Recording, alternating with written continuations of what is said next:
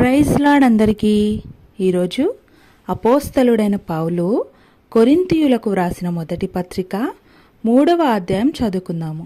ప్రారంభిస్తున్నాను. సహోదరులారా, ఆత్మ సంబంధులైన మనుషులతో మాటలాడినట్లు నేను మీతో మాటలాడలేకపోతిని. శరీర సంబంధులైన మనుషులే అనియు క్రీస్తునందు పసిబిడ్డలే అనియు మీతో మాటలాడవలసి వచ్చెను. అప్పటిలో మీకు బలము చాలకపోయినందున పాలతోనే మిమ్మును పెంచితిని గాని అన్నముతో మిమ్మును పెంచలేదు. మీరింకనూ శరీర సంబంధుల ఇండుట వలన ఇప్పుడునూ మీరు బలహీనులై ఉన్నారు కారా?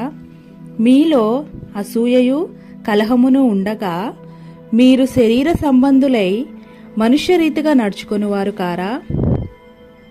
ఒకడు నేను పౌలు వాడను, మరి ఒకడు నేను అపోల్ల వాడను అని చెప్పినప్పుడు మీరు ప్రకృతి సంబంధులైన మనుష్యులు కారా?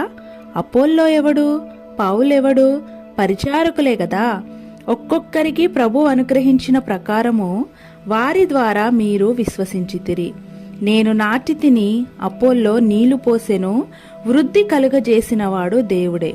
కాబట్టి వృద్ధి కలుగజేయు దేవునిలోనే గాని నాటువానిలోనైనను నీళ్లు పోయువానిలోనైనను ఏమీయూ లేదు. నాటువాడును నీళ్లు పోయువాడును ఒక్కటే. ప్రతివాడు తాను చేసిన కష్టము కొలది జీతము పుచ్చుకొనును.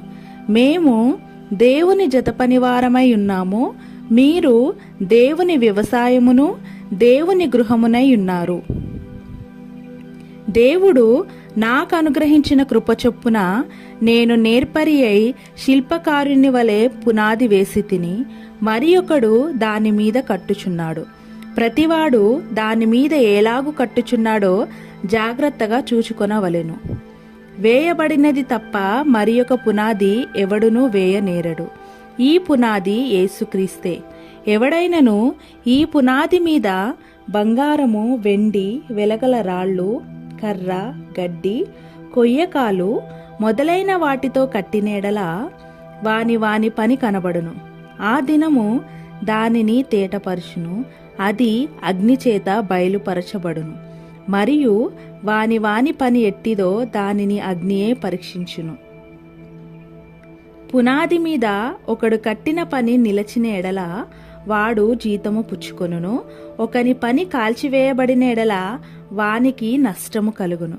అతడు తన మట్టుకు రక్షింపబడును గాని అగ్నిలో నుండి తప్పించుకొన్నట్టు రక్షింపబడును.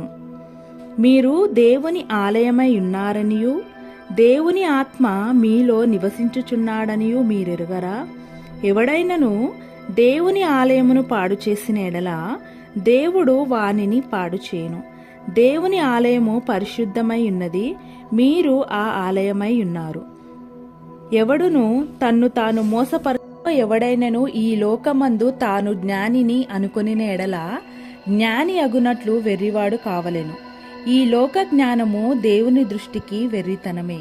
జ్ఞానులను వారి కుయుక్తిలో ఆయన పట్టుకొనును, మరియు జ్ఞానుల యోచనలు వ్యర్థములని ప్రభువునకు తెలియను అని వ్రాయబడి ఉన్నది. కాబట్టి ఎవడును మనుష్యుల యందు అతిశయింపకూడదు. సమస్తమును మీవి.